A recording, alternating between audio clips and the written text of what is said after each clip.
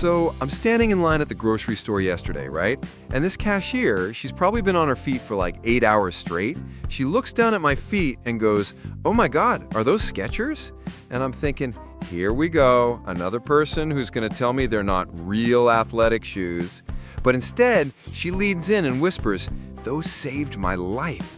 Best decision I ever made for my feet." And that got me thinking. Skechers has become America's second largest footwear brand, right behind Nike. But here's the thing. People either absolutely swear by them, or they have these horror stories about falling apart after 6 months. So what's the real deal? I spent the last month diving deep into this, and honestly, the truth is way more complicated than I expected. Okay, so first thing I had to understand, Skechers isn't trying to be Nike. They're not going after marathon runners or basketball players. When Robert Greenberg started this company in 1992, he had one simple mission: make shoes that feel incredible on your feet from day one. And here's where it gets interesting. That memory foam everyone talks about, it's literally NASA technology, originally designed for astronauts, and now it's in your everyday walking shoe. The science is actually pretty cool. It responds to your body temperature and weight, basically custom molding to your foot shape every time you wear them. But here's what I discovered during my testing. That same softness that makes them feel like heaven when you first put them on, it can become a problem if you need serious support. I wore them for a 5-mile hike, and by mile 3, I was feeling every rock through that squishy sole. It's like amazing for comfort, but maybe not for performance. Now let's talk about what real users are actually experiencing.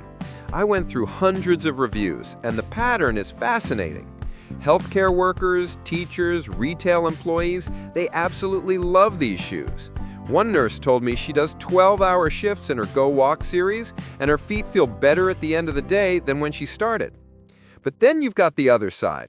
Multiple users reporting sole separation within 8 months, the memory foam getting too compressed, quality control issues where some people get perfect shoes, others get defects right out of the box.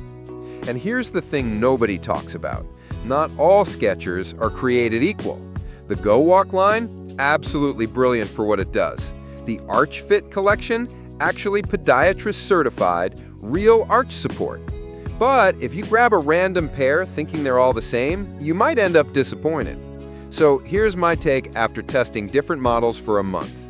For serious athletes training for marathons or playing competitive sports, probably not your first choice. That memory foam that feels amazing for daily wear becomes a liability when you need firm, responsive support. But for everyone else, for the gym, weekend activities, daily walking, standing at work, Skechers hits this sweet spot between comfort and capability that most brands completely miss. The value proposition is real too. At $50 to $120, you're getting legitimate comfort technology that would cost twice as much from premium brands. Yeah, you might replace them more frequently, but for many people, that immediate comfort is worth it.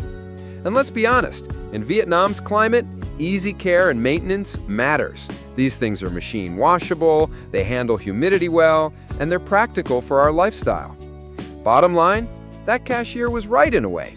If you're looking for shoes that prioritize how your feet feel over everything else, Skechers delivers on that promise. They're not perfect, durability can be inconsistent, and they're definitely not for serious athletic performance. But they've earned their spot as America's #2 footwear brand by solving a real problem: the lack of genuinely comfortable, accessible shoes for everyday life.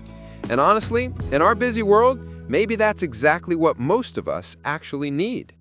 Have you tried Skechers? I love to hear your real experience, the good, the bad, and everything in between. Drop it in the comments, and I'll see you in the next one.